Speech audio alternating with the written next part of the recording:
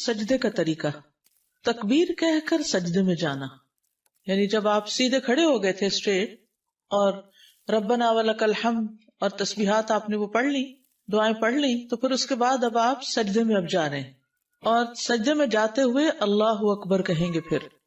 پھر جب آپ صلی اللہ علیہ وسلم سجدے کے لیے جھکتے تو اللہ اکبر کہتے، یہ صحیح بخاری کی روایت ہے۔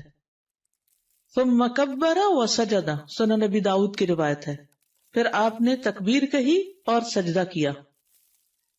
سجدے میں جاتے ہوئے گھٹنوں سے پہلے ہاتھ رکھنا، یہ مسئلہ بہت متنازع فی ہے اور ہمیشہ لوگوں کے بیچ میں سوال کی شکل میں بار بار ابھرتا رہتا ہے کہ پہلے گھٹنے رکھیں یا پہلے ہاتھ رکھیں۔ تو کیا پتا چلا؟ پہلے ہاتھ رکھنے پھر گھٹنے رکھنے۔ ابن عمر رضی اللہ عنہما سے مروی ہے کہ وہ سجدہ کرتے وقت گھٹنوں سے پہلے اپنے ہاتھ زمین پر رکھتے تھے اور کہتے ہیں کہ رسول اللہ صلی اللہ علیہ وسلم ایسا ہی کیا کرتے تھے۔ نافع کہتے ہیں کہ ابن عمر رضی اللہ عنہما سجدہ کرتے وقت گھٹنوں سے پہلے اپنے ہاتھ زمین پر رکھتے تھے۔ ابو ہریرہ سے مروی ہے، کہتے ہیں کہ رسول اللہ صلی اللہ علیہ وسلم نے فرمایا، جب تم میں سے کوئی سجدہ کرے تو ایسے نہ بیٹھے جیسے کہ اونٹ بیٹھتا ہے، اس کو چاہیے کہ اپنے ہاتھ اپنے گھٹنوں سے پہلے رکھے۔ یعنی کچھ لوگ کیا کرتے ہیں، پہلے گھٹنے رکھ کے بیٹھتے ہیں پھر سجدے میں جاتے ہیں، ایسا نہیں کرنا چاہیے۔ اسٹریٹ کھڑے اللہ اکبر کہہ کے نیچے گئے، پہلے ہاتھ رکھے پھر گھٹنے رکھے پھر بیٹھے، ٹھیک ہے۔ 7 اعضاء پر سجدہ کرنا۔ عباس بن عبد المطلب رضی اللہ عنہ سے روایت ہے کہ انہوں نے رسول اللہ صلی اللہ علیہ وسلم کو فرماتے ہوئے سنا، جب کوئی بندہ سجدہ کرتا ہے تو اس کے ساتھ 7 اعضاء سجدہ کرتے ہیں، اس کی پیشانی اور اس کے دونوں ہاتھ اور اس کے دونوں گھٹنے اور اس کے دونوں قدم۔ یہ جو ناک ہے، یہ جب پیشانی رکھیں گے تو ناک تو پیشانی سے بھی اونچا ہے، وہ بھی ساتھ رکھا جائے گا۔ ابن عباس رضی اللہ عنہما سے مروی ہے کہ وہ نبی صلی اللہ علیہ وسلم سے بیان کرتے ہیں کہ آپ نے فرمایا، ہمیں حکم دیا گیا ہے کہ ہم 7 ہڈیوں پر سجدہ کریں، 7 ہڈیوں پر سجدہ کریں۔ تمام اعضاء کا سجدہ کرنا۔ آپ صلی اللہ علیہ وسلم فرماتے تھے، اپنے بازوؤں کو درندے کے پھیلانے کی طرح زمین پر نہ پھیلاؤ، جیسے شیر چیتا وغیرہ بیٹھتا ہے، اور تم اپنی ہتھیلیوں پر ٹیک لگاؤ، ہتھیلیاں یعنی ہاتھ، اور اپنی بغلوں کو دور رکھو، یعنی ساتھ چمٹ کے نہیں رکھو۔ پھر جب تم ایسا کرو گے تو تمہارا ہر عضو تمہارے ساتھ سجدہ کرے گا، ورنہ کیا ہے، کچھ عضو ریسٹنگ پوزیشن میں آ جاتے ہیں اور کچھ سجدہ کر رہے ہوتے ہیں۔ تو جب انسان ہتھیلیوں پر اپنا پورا وزن ڈالتا ہے تو پھر سارے کا سارا جسم ایک طرح سے سجدے میں ہوتا ہے۔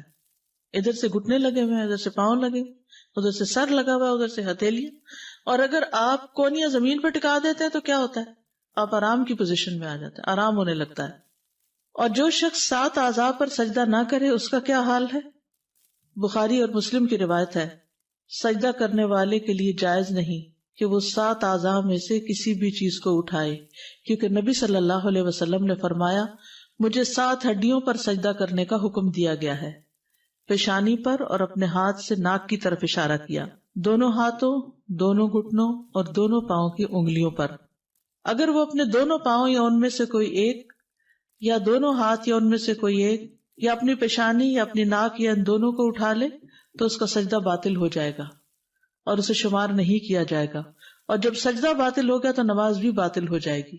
یعنی اگر کوئی شخص صرف ایک ہاتھ رکھتا ہے دوسرا رکھتا ہی نہیں، صرف پیشانی رکھتا ہے ناک رکھتا ہی نہیں، یا صرف ناک رکھتا پیشانی نہیں رکھتا، یا پھر گھٹنے تو رکھے ہوئے کیونکہ اس کے بغیر تو نیچے جا نہیں سکتے، تو گھٹنے اس طرح رکھے کہ پیچھے سے پاؤں اٹھ گئے، تو پاؤں اٹھنے نہیں چاہیے، پاؤں زمین کے ساتھ لگے رہنے چاہیے۔ تو اگر یہ 7 اعضاء نہیں لگے زمین پر تو سجدہ نہیں ہوگا، سجدہ نہیں ہوا تو نماز نہیں ہوگی، یہ یاد رکھیے، یہ بہت اہم بات ہے، یہ نماز کا اہم ترین حصہ ہے۔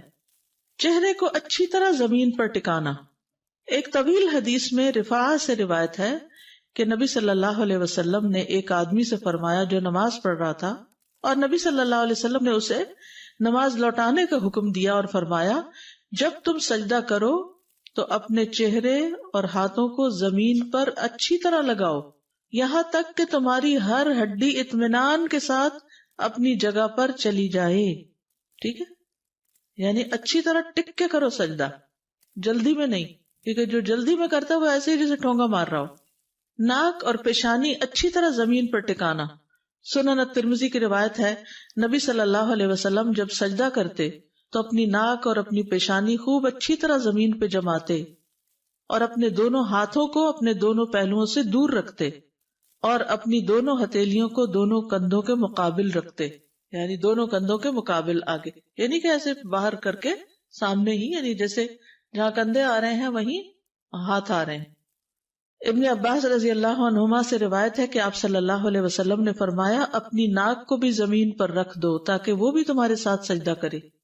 ناک کو پیشانی کی طرح زمین پر پہنچانا. آپ صلی اللہ علیہ وسلم فرمایا کرتے تھے اس شخص کی نماز نہیں جس نے اپنی ناک کو زمین تک اتنا نہیں پہنچایا جتنا کہ اس کی پیشانی پہنچتی ہے. دونوں ہاتھوں کا سجدہ. ابن عمر بیان کرتے ہیں کہ بے شک دونوں ہاتھ بھی سجدہ کرتے ہیں جس طرح چہرہ سجدہ کرتا ہے. جب تم میں سے کوئی سجدے میں زمین پر اپنا چہرہ رکھے تو ہاتھ بھی زمین پر رکھے، اور جب چہرہ اٹھائے تو انہیں بھی اٹھا لے. ٹھیک ہے، سجدے کے وقت ہاتھ بھی زمین پر، چہرہ اٹھے تو ساتھ وہ بھی اٹھا لیے جائیں. ہاتھوں کو دونوں کانوں کے برابر رکھنا. وائل بن حجر سے مروی ہے، انہوں نے کہا اور جب سجدے میں گئے تو اپنے ہاتھوں کو اپنے دونوں کانوں کے برابر رکھا. ہاتھوں کو کندھوں کے برابر رکھنا. اب یہاں آپ دیکھیے ایک روایت میں آ رہا ہے دونوں کانوں کے برابر اور یہاں کندھوں کے برابر، تو کندھے اور کان سجدے میں قریب قریب ہی ہوتے ہیں. پھر سجدہ کیا اور اپنے دونوں ہاتھوں کو اپنے کندھوں کے برابر رکھا. یہ تھوڑے آگے تھوڑے پیچھے ہو جائے تو کوئی حرج نہیں، دونوں طرح سے ٹھیک ہے. ہاتھوں کی انگلیاں قبلہ رخ کرنا، سامنے رکھنا. کچھ لوگ یوں کر کے سجدہ کر رہے ہوتے ہیں، انگلیوں کا اینگل ٹیڑھا ہو رہا ہوتا ہے. نہیں، انگلیاں سیدھی رکھنی ہے. محمد ابن عمرو ابن عطا سے روایت ہے، کہتے ہیں کہ آپ صلی اللہ علیہ وسلم جب سجدہ کرتے تو اپنے دونوں ہاتھوں کو رکھتے اس حالت میں کہ نہ زمین پر بچھے ہوتے اور نہ سمٹے ہوتے. بچھے ہوتے کا مطلب یعنی یوں کھول کے ایسے نہیں رکھے ہوتے تھے اور نہ یوں اکڑائے ہوتے، جیسے پہلے ہم نے بات کی تھی ہاتھ پکڑنے کی، یعنی کہ نیچرل پوزیشن میں. اور انگلیوں کا رخ سیدھا قبلے کی طرف کرتے تھے. واستقبل باطراف اصابعہ القبلہ، یعنی سجدہ کرتے ہوئے ان دونوں ہاتھوں کی انگلیوں کے اطراف قبلے کی طرف. اطراف کناروں کو کہتے ہیں. انگوٹھا تو obviously ادھر ہو جائے گا لیکن باقی سامنے کی طرف رہے، ہاتھ کو ٹیڑھا نہ کیا جائے. ہاتھوں کی انگلیاں ملانا. وائل بن حجر سے مرفوع ہے کہ جب آپ رکوع کرتے تو انگلیاں کھول لیتے، اسی لیے پھر ہم گھٹنے کو ایک طرح سے پکڑ لیتے ہیں، اور جب سجدہ کرتے تو انگلیوں کو ملا لیتے. سجدے کے وقت اتنا بڑا ہاتھ نہیں کھولا جائے گا، بس ایسے نیچرل سیدھا رکھتے ہوئے، تھوڑی بہت اگر ہلکا سا گیپ ہے بھی تو ٹھیک، اکڑا کے نہیں رکھنا، بس نیچرل وے میں. ہتھیلیوں پر ٹیک لگانا. اور آپ اپنی ہتھیلیوں پر ٹیک لگاتے تھے اور ان کو پھیلاتے تھے، یعنی پوری طرح بچھا دیتے تھے. پھیلانے کا مطلب یہ ہے، کھولنا نہیں ہے. اور ان کی انگلیوں کو ملاتے تھے اور ان کو قبلہ رخ کرتے تھے.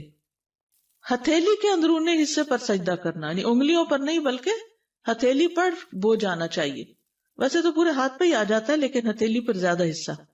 براء ابن عازب کہتے ہیں کہ رسول اللہ صلی اللہ علیہ وسلم ہتھیلی کے اندرونی حصے پر سجدہ کرتے تھے، یعنی ہاتھ رکھے نا تو اپنے اپنے ڈیسک پہ ہاتھ رکھے. تو اب آپ دیکھیں جب ہتھیلی پر آپ زور دیں گے تو انگلیوں پر نہ ہونے کے برابر آئے گا، ٹچ تو کرنی ہوگی زمین پر، یعنی آپ نے انگلیوں پہ نہیں کرنا. کریں آپ انگلیوں پہ بوجھ ڈالیں، ایسا نہیں کرنا. کیسے کرنا؟ ہاتھ کے اوپر، ہتھیلی پر. انگلیوں پر کریں گے تو ہتھیلیاں اوپر اٹھ جائیں گی. یہ جو پام ہے نا، یہ والا حصہ، یہ ہتھیلی ہوتی ہے اور اس سے اوپر کلائی ہوتی ہے. بازوؤں کو کھلا رکھنا اور زمین سے جدا کرنا، زمین پہ لیٹنا نہیں آپ نے. مسند احمد کی روایت ہے، پھر اللہ اکبر کہتے ہوئے سجدے میں جھک جاتے اور اپنے بازوؤں کو جدا اور کھلا رکھتے تھے، پیٹ سے لگنے نہیں دیتے تھے، کیونکہ ہر اس چیز سے منع کیا گیا جو وہاں ریسٹنگ پوزیشن بن جائے. ٹھیک ہے، اور صحیح سجدہ کرے تو پتہ چلتا ہے کہ سجدہ کیا ہے، ورنہ سجدہ صحیح ہو تو لگتا ہے نماز پڑھی ہے. اس کا خشوع و خضوع سے اور بندگی کی روح سے بہت بڑا تعلق ہے. کوہنیاں زمین سے بلند رکھنا، کیونکہ اگر آپ کونی ٹکائیں گے نا تو ہتھیلی پہ اس طرح نہیں زور آئے گا، کیونکہ آدھا زور کس میں چلا جائے گا؟ بازو پہ، کوہنی پہ. برا کہتے ہیں انہوں نے کہا کہ رسول اللہ صلی اللہ علیہ وسلم نے فرمایا جب تم سجدہ کرو تو اپنی ہتھیلیاں زمین پر رکھو اور اپنی زور آئے گا، کیونکہ آدھا زور کس میں چلا جائے گا؟ بازو پہ، کوہنی پہ. برا کہتے ہیں انہوں نے کہا کہ رسول اللہ صلی اللہ علیہ وسلم نے فرمایا جب تم سجدہ کرو تو اپنی ہتھیلیاں زمین پر رکھو اور اپنی کوہنیاں اوپر اٹھاؤ. کتے کی طرح بازو بچھانے کی ممانعت. یہ مسند احمد کی روایت ہے. انس رضی اللہ عنہ نبی صلی اللہ علیہ وسلم سے روایت کرتے ہیں کہ آپ صلی اللہ علیہ وسلم نے فرمایا تم میں سے کوئی شخص نماز میں کتے کی طرح اپنے بازو نہ بچھائے. یعنی کونیاں نیچے لگا کے بازو بچھانے نہیں, ریسٹنگ پوزیشن میں سجدہ نہیں کرنا, ہتھیلیوں پہ کرنا, بازو اوپر رکھنے. ہاتھوں کے درمیان اتنا فاصلہ کہ پیچھے سے بغلوں کی سفیدی نظر آئے, یعنی بالکل منہ کے ساتھ لگا کے ہاتھ نہیں رکھنے, ذرا کھلے رکھنے کہ بغلے کھل جائیں. یہ بھی نہیں کہ اتنا کھلا کر دیں, اعتدال میں رکھیں گے لیکن بغلیں کھلی ہوں گی. عبداللہ بن مالک بن بحینہ روایت کرتے ہیں کہ نبی صلی اللہ علیہ وسلم جب نماز پڑھتے تو سجدے کی حالت میں اپنے ہاتھوں کو کشادہ رکھتے, یعنی پہلوؤں سے دور رکھتے, یہاں تک کہ آپ کی بغلوں کی سفیدی نمایاں طور پر ظاہر ہوتی. ٹھیک ہے, اصل میں آپ صلی اللہ علیہ وسلم سمارٹ بھی تھے نا, تو بازو کا گوشت لٹک نہیں رہا تھا, یا پیٹ اتنا بڑا نہیں تھا, یا ویسے اوپر کا حصہ اتنا بھاری نہیں تھا, لہذا جب آپ کھولتے تو پیچھے سے دیکھنے والا آپ کے بغلوں تک دیکھ لیتا. نبی صلی اللہ علیہ وسلم کی زوجہ میمونہ رضی اللہ عنہا سے روایت ہے, انہوں نے کہا رسول اللہ صلی اللہ علیہ وسلم جب سجدہ کرتے تو اپنے ہاتھوں کے درمیان فاصلہ کرتے, اپنے ہاتھوں کے درمیان یعنی ہاتھ جو زمین پہ رکھے فاصلہ کرتے, یعنی انہیں پھیلا لیتے یہاں تک کہ پیچھے سے آپ کی بغلوں کی سفیدی دیکھی جا سکتی تھی. اور جب آپ بیٹھتے تو بائیں ران پر اطمینان سے بیٹھتے. ٹھیک ہے, یعنی جب آپ سجدے سے اٹھ کر بیٹھتے تو کیسے بیٹھتے, بائیں پاؤں کے اوپر. کوہنیوں کو پہلوؤں سے جدا کرنے میں مشقت اٹھانا. صاحب رسول صلی اللہ علیہ وسلم احمر بن جز بیان کرتے ہیں کہ رسول اللہ صلی اللہ علیہ وسلم جب سجدہ کرتے تو اپنے بازوؤں کو اپنے پہلوؤں سے اس قدر دور رکھتے کہ ہمیں آپ کی مشقت دیکھتے ہوئے آپ پہ ترس آتا, یعنی مشکل ہو جاتی.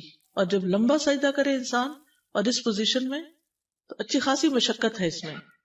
دونوں ہاتھوں کو پہلوؤں سے اتنا دور رکھنا کہ بکری کا بچہ گزر سکے. ٹھیک ہے, یعنی دونوں ہاتھ دور رکھنا کہ نیچے سے کوئی چیز بھی گزر جائے تو گزر جائے. میمونہ رضی اللہ عنہا بیان کرتی ہیں کہ نبی صلی اللہ علیہ وسلم جب سجدہ کرتے تو اپنے ہاتھوں کو اپنے پہلوؤں سے دور رکھتے, حتیٰ کہ اگر بکری کا بچہ آپ کے ہاتھوں کے نیچے سے گزرنا چاہتا تو گزر سکتا تھا. پہلوؤں اور پیٹ کو ران سے جدا رکھنا, یعنی گھٹنوں سے اوپر والے حصے کو ران کہتے ہیں نا, تو پیٹ کو سجدے میں ٹانگ سے نہیں لگنے دینا, ران سے نہیں لگنے دینا, کھلا رکھنا. براء ابن عازب رضی اللہ عنہ سے مروی ہے کہ رسول اللہ صلی اللہ علیہ وسلم جب نماز پڑھتے تو سجدے میں اپنے دونوں بازو کھول لیتے, انہیں اپنے پہلوؤں سے دور رکھتے اور پیٹ کو زمین سے اونچا رکھتے. یعنی آپ اپنے بازوؤں کو کھول لیتے اور اپنے پہلوؤں سے دور رکھتے تھے اور اپنے پیٹ کو زمین سے اٹھا کر رکھتے تھے. اب ظاہر ہے جس کا پیٹ بہت نکلا ہوا ہو تو وہ پھر, یا جیسے پریگنسی میں وہ تو اتنا نہیں اوپر اٹھایا جا سکتا, لیکن ایک نارمل صحت مند انسان جو ہے اس کے لیے یہ آسان ہے. پاؤں کی ایڑیاں ملانا, یہ نہیں کہ ہاتھ بھی کھلے اور ٹانگیں بھی کھلی ہیں تو وہ عجیب سی شکل بن جاتی ہے. ایڑیاں باہر ملی ہوئی ہوں. انگلیوں کو زمین پر لگانا, یعنی سجدے میں انگلیاں زمین پہ ٹچ کر رہی ہوں, پاؤں کی انگلیاں. اور آپ اپنے گھٹنوں اور پاؤں کی انگلیاں بھی زمین پر رکھتے تھے اور اپنے پاؤں کے اگلے حصوں کو قبلے کی طرف کرتے تھے. پاؤں کی انگلیاں بھی قبلہ رخ کرتے اور ایڑیوں کو ملاتے اور پاؤں کو کھڑا رکھتے تھے. آپ نے اسی کا حکم دیا. اور اپنے پاؤں کی انگلیوں کو کھول کر رکھتے تھے, یعنی انہیں کھچ کے نہیں رکھتے تھے بلکہ وہ کھلی رہتی تھی. پاؤں کی انگلیوں کو قبلہ رخ کرنا. ابو حمید ساعدی رضی اللہ عنہ نے فرمایا مجھے رسول اللہ صلی اللہ علیہ وسلم کی نماز تم سب سے زیادہ یاد ہے. ابو حمید کو ان کی نماز سب سے زیادہ یاد تھی. اور جب آپ نے سجدہ کیا تو نہ آپ دونوں ہاتھوں کو بچھائے ہوئے تھے اور نہ ہی انہیں سمیٹے ہوئے تھے, نہ دونوں ہاتھوں کو بچھائے ہوئے اور نہ سمیٹے ہوئے, اور آپ کے پاؤں کی انگلیاں قبلہ رخ تھیں. پاؤں کی انگلیاں کشادہ رکھنے میں ایک اور حدیث بھی ہے مسند احمد کی. اب سجدے میں اطمینان کا وجوب, اطمینان سے سجدہ کیا جائے. انس رضی اللہ عنہ سے روایت ہے کہ اللہ کے نبی صلی اللہ علیہ وسلم نے فرمایا رکوع اور سجود کو مکمل کرو. اللہ کی قسم جب بھی تم رکوع کرتے ہو اور جب بھی تم سجدہ کرتے ہو تو میں اپنی پیٹھ پیچھے تمہیں دیکھتا ہوں. یعنی نبی صلی اللہ علیہ وسلم کو یہ صلاحیت دی گئی تھی کہ وہ سامنے کے ساتھ ساتھ نماز میں لوگوں کو پیچھے سے بھی دیکھ لیں. سجدے میں اطمینان محمد صلی اللہ علیہ وسلم کی سنت ہے. حذیفہ رضی اللہ عنہ سے روایت ہے کہ انہوں نے ایک شخص کو دیکھا جو اپنا رکوع اور سجدہ پوری طرح نہیں کرتا. جب اس نے اپنی نماز پوری کر لی تو حذیفہ رضی اللہ عنہ نے اس سے فرمایا کہ تم نے نماز ہی نہیں پڑھی. ابو وائل راوی کہتے ہیں میں خیال کرتا ہوں کہ حذیفہ رضی اللہ عنہ نے یہ بھی فرمایا کہ اگر تو ایسی نماز پہ مر جاتا تو محمد صلی اللہ علیہ وسلم کی سنت پر نہ مرتا. کیا نہیں کر رہا تھا؟ رکوع اور سجدہ پورا نہیں کر رہا تھا. تو جو رکوع اور سجدہ اطمینان سے نہ کرے، اس کو پورا طور پر ادا نہ کرے، تو وہ گویا ایسے ہی جیسے نماز ہی نہیں پڑھی اس نے. صحیح سجدہ نہ کرنے والا ملت محمد صلی اللہ علیہ وسلم پر نہیں ہوگا. ایک اور روایت میں، صحیح بخاری کی روایت میں ہی ہے کہ حضرت حذیفہ نے ایک شخص کو جب دیکھا کہ نہ رکوع پورا کرتا نہ سجدے، تو انہوں نے کہا تم نے نماز ہی نہیں پڑھی. اگر تم مر گئے تو تمہاری موت اس فطرت پر نہیں ہوگی جس پر اللہ نے محمد صلی اللہ علیہ وسلم کو پیدا کیا. درست سجدے پر نماز کی قبولیت اور عدم قبولیت کا انحصار ہے. ابو ہریرہ رضی اللہ عنہ سے مرفوع روایت ہے کہ ایک آدمی 60 سال نماز پڑھتا ہے لیکن اس کی نماز قبول نہیں ہوتی. شاید اس کی وجہ کیا ہو کہ وہ رکوع تو پورے کرتا ہو لیکن سجدے مکمل نہ کرتا ہو، یا سجدے پورے کرتا ہو لیکن رکوع پورے نہ کرتا ہو. اتنی اہم بات ہے یہ. ابو مسعود انصاری بدری نے کہتے ہیں کہ رسول اللہ صلی اللہ علیہ وسلم نے فرمایا اس شخص کی نماز کافی نہ ہوگی جو رکوع اور سجدوں میں اپنی پیٹھ سیدھی نہ رکھے. جو رکوع اور سجدوں میں اپنی پیٹھ سیدھی نہ رکھے اس کی نماز کافی نہیں. امام ترمذی کہتے ہیں کہ امام شافعی، احمد اور اسحاق ابن راہویہ کہتے ہیں کہ جس نے رکوع اور سجدوں میں اپنی پیٹھ سیدھی نہ رکھی تو اس کی نماز فاسد ہے. سجدے کو مکمل کرنا. زید بن اسلم سے روایت ہے، انہوں نے کہا کہ ہم انس بن مالک رضی اللہ عنہ کے پاس گئے. انہوں نے پوچھا کہ تم نے نماز پڑھ لی؟ ہم نے کہا ہاں. آپ نے لونڈی سے فرمایا میرے لیے وضو کا پانی لاؤ. میں نے کسی ایسے امام کے پیچھے نماز نہیں پڑھی جو تمہارے اس امام سے بڑھ کر رسول اللہ صلی اللہ علیہ وسلم جیسی نماز پڑھتا ہو. زید نے کہا عمر بن عبدالعزیز رکوع اور سجدے مکمل کرتے تھے اور قیام اور قعود ہلکا کرتے تھے. یعنی بہت لمبا قیام اور بہت لمبا تشہد نہیں پڑھتے تھے لیکن رکوع اور سجدے بہت اطمینان سے ادا کرتے تھے. تو میک شور کہ رکوع اور سجدہ ٹھیک ہو. اطمینان سے ٹک کے سجدہ کرنا. سنن نبی داؤد میں نبی صلی اللہ علیہ وسلم کا فرمان ہے اور جب سجدہ کرو تو ٹک کر سجدہ کرو. فمکن لسجودک، حتیٰ کہ جوڑ مطمئن ہو جائیں. پھر اللہ اکبر کہے، سجدہ کرے حتیٰ کہ اس کے جوڑ اطمینان سے ٹک جائیں. ہر عضو کا اپنی اپنی جگہ پہ ٹکنا. سنن نبی داؤد کی روایت میں نبی صلی اللہ علیہ وسلم کی نماز کے بارے میں آتا ہے، اور سجدہ کیا اور اپنی ہتھیلیوں کو زمین پر رکھا، پھر کوہنیوں کو پہلوؤں سے دور کیا حتیٰ کہ ہر عضو اپنی جگہ پہ ٹھہر گیا. یعنی یہ پرائم ٹائم ہے، نماز کا پیک ٹائم ہے کہ جس میں انسان بندگی کا شدید اظہار کر رہا ہوتا ہے، تو اس کو بہت صحیح طور پر ادا ہونا چاہیے. جلدی جلدی سجدہ نہ کرنا. ابو عبداللہ اشعری سے روایت ہے، کہتے ہیں کہ رسول اللہ صلی اللہ علیہ وسلم نے اپنے اصحاب کو نماز پڑھائی، پھر ان کے ایک گروہ میں بیٹھ گئے. ایک آدمی آیا، وہ کھڑے ہو کے نماز پڑھنے لگا تو وہ رکوع کرتا اور سجدے ایسے کرتا جیسے ٹھونگے مارے جاتے ہیں، جلدی جلدی بس ٹھک ٹھک. تو نبی صلی اللہ علیہ وسلم نے فرمایا کیا تم لوگ اس کو دیکھ رہے ہو؟ جو شخص اس حالت میں مر گیا وہ اس حالت میں مرے گا کہ محمد کی ملت پر نہ ہوگا صلی اللہ علیہ وسلم. یہ شخص اس طرح نماز میں ٹھونگے مار رہا ہے جیسے کوا خون میں ٹھونگے مارتا ہے، یعنی کوئی اپنا شکار کھانے کے لیے. تو وہ شخص جو رکوع کرتا ہے اپنے سجدے میں ٹھونگے مارتا ہے، اس کی مثال ایسے بھوکے شخص کی ہے جو 1 یا 2 کھجوریں کھائے تو یہ اس کی بھوک کو کیا مٹائیں گی. اچھی طرح مکمل وضو کیا کرو، ایڑیوں کے لیے آگ کا عذاب ہے. رکوع اور سجدوں کو مکمل کیا کرو. کس قدر تاکید اور کتنی زیادہ اہمیت ہے کہ انسان اپنا وضو بھی صحیح کرے، رکوع اور سجدے بھی ٹھیک کرے. پھر مرغے کی طرح ٹھونگے مارنے سے بچنا چاہیے. نبی صلی اللہ علیہ وسلم نے 3 باتوں سے منع کیا ہے. نماز میں مرغے کی طرح ٹھونگے نہ مارو، کتے کی طرح نہ بیٹھو، اور لومڑی کی طرح ادھر ادھر نہ دیکھو. ٹھیک ہے، کتا بازو بچھا کے جو آگے بیٹھتا ہے نا، یا ایک ٹانگ اٹھا کے جو بیٹھتا ہے. مکمل سجدہ نہ کرنے والا نماز کا چور ہے. رسول اللہ صلی اللہ علیہ وسلم نے فرمایا لوگوں میں سب سے بدترین چور وہ ہے جو اپنی نماز میں چوری کرتا ہے. لوگوں نے پوچھا اللہ کے رسول انسان اپنی نماز میں کس طرح چوری کر سکتا ہے؟ آپ نے فرمایا اس طرح کہ وہ اس میں رکوع اور سجود مکمل نہ کرے، یا فرمایا جو رکوع اور سجود میں اپنی پشت سیدھی نہ رکھے، یعنی اسٹریٹ نہ رکھے۔ سجدہ پورا نہ کرنے والے کے لیے وعید۔ علی بن شیبان جو اپنے قبیلے کے وفد میں شامل تھے، انہوں نے فرمایا ہم لوگ اپنے علاقے سے نکلے یہاں تک کہ رسول اللہ صلی اللہ علیہ وسلم کی خدمت میں حاضر ہوئے۔ ہم نے آپ کی بیعت کی، آپ کے پیچھے نماز ادا کی۔ آپ نے آنکھ کے کنارے سے ایک آدمی کو دیکھا جو اپنی نماز صحیح ادا نہیں کر رہا تھا، یعنی رکوع اور سجدے میں کمر ٹھیک نہیں رکھ رہا تھا۔ جب نبی صلی اللہ علیہ وسلم نماز سے فارغ ہوئے تو فرمایا اے مسلمانوں کی جماعت، اس شخص کی کوئی نماز نہیں جو رکوع اور سجدے میں کمر سیدھی نہیں کرتا۔ چہرے کا رخ موڑے بغیر آنکھ کے کنارے سے اگر کوئی چیز نظر آ گئی ہے، کسی کی حرکات و سکنات کا پتہ چل گیا تو اس سے نماز میں فرق نہیں پڑتا، لیکن خشوع میں تو بہرحال فرق ہو جاتا ہے۔ پھر نہیں، کونیاں نہیں پھیلانی، بازو اس طرح کرنے نا، یعنی بہت زیادہ بھی نہیں کرنے، بازو کا بہت ٹائٹ بھی لوگ کر دیتے ہیں، لیکن یہ ہے کہ پھر اس صورت میں جو اضطراری کیفیت جہاں بھی آ جائے نا، تو وہاں پر یعنی کوئی بیماری ہے، مجبوری ہے، کوئی جگہ تنگ ہے، پھر اس صورت میں جیسے بھی ہو نماز پڑھ لیتے ہیں۔ سمجھ آتا ہے، لیکن سجدے میں پشت کا سیدھا سجدے میں پشت سے مراد یہ ہے کہ یوں نیچے کو نہیں جھک جانا چاہیے، یوں نہیں ہونی چاہیے، یوں ہونی چاہیے، ٹھیک ہے، یوں بل نہیں ہونا چاہیے، اس میں جھکاؤ نہیں ہونا چاہیے، اسٹریٹ سر سیدھا، یعنی پیٹھ اور سر کے بیچ میں جو ریڑھ کی ہڈی ہے وہ اسٹریٹ رہے، اس میں کب نہ آئے۔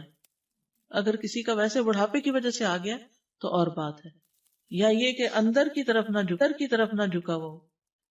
جتنی بھی ریسرچ کی گئی ہے، ایک حدیث بھی یعنی کہ عورت ایسے سجدہ نہ کرے، یہ علماء نے اپنی طرف سے کہا ہے۔ تو جب علماء اپنی طرف سے کہیں اور عورتیں سجدہ غلط کرتی رہیں اور اپنی نمازیں خراب کریں تو اس کو ماننا ضروری نہیں، اور کہتے ہیں کہ نہیں پردے کی وجہ سے۔ آپ دیکھیے گھر میں نماز پڑھ رہی ہے نا، اسی لیے تو عورت کا گھر میں نماز پڑھنا اور اندر والے حصے میں پڑھنا زیادہ بہتر ہے۔ ہمارے ہاں جو علماء تفریق کرتے ہیں نا عورت مرد کی نماز کی، تو وہ پھر اس طرح کی باتیں کرتے ہیں کہ بچ کے کرے۔ ہاں، تو جب بچ گئے تو پھر سجدہ ہی نہ رہا۔ 7 ہڈیوں کا خیال رکھے تو صحیح سجدہ ہو جائے گا۔ 2 سجدے ہیں، آپ نے ایک سجدہ کیا اور ایک آپ کو یاد نہیں کہ آپ نے دوسرا کیا کہ نہیں، اب آپ نے سجدہ سہو ایک اور کر لیجئے اسی وقت اگر کر رہے ہیں، اوکے، اور اس کے بعد سجدہ سہو کر لیں۔ لیکن ایک سجدہ جب ہو گیا تو آپ کا رکن کمپلیٹ ہو گیا؟ نہیں، ایک سے تو رکن نہیں کمپلیٹ نہیں ہوگا، ہوا۔ ایک رکعت اور پڑھیے پھر، کیونکہ ہر عضو کو سجدہ کرنا ہے نا، ہر عضو کو سجدہ کرنا ہے۔ یعنی جب ایک چیز بھی آپ اپنی جگہ سے ہٹائیں گے تو اس کا اثر صرف اس پہ نہیں رہے گا، اور حصے پہ بھی چلا جائے گا۔ جب تک سجدہ یعنی پرفیکٹ ہوگا تو سارا ہی ہوگا، اگر ایک حصہ خراب کیا تو باقی بیلنس بھی بگڑ جائے گا۔ جی السلام علیکم۔ جب ہم سجدہ کر رہے ہیں تو ہماری جو سب سے چھوٹی انگلی ہے، I'm not too sure، وہ بھی ساتھ اگر نہیں ہوتی ہے ہی چھوٹی کوئی بات نہیں۔ اچھا، اب کچھ لوگوں کے جیسے میرا مسئلہ ہے کہ جیسے اگر انگوٹھا یا 2-3 انگلیاں بھی ٹک رہی ہے تو پھر ایک بھی کافی ہے، اوپر پاؤں رکھ لیتے ہیں، یہ بھی غلط ہے۔ انشاءاللہ آپ کو وہ نماز میں کی جانے والی غلطیوں کی اگر ویڈیو دکھا دی جائے تو اس سے پھر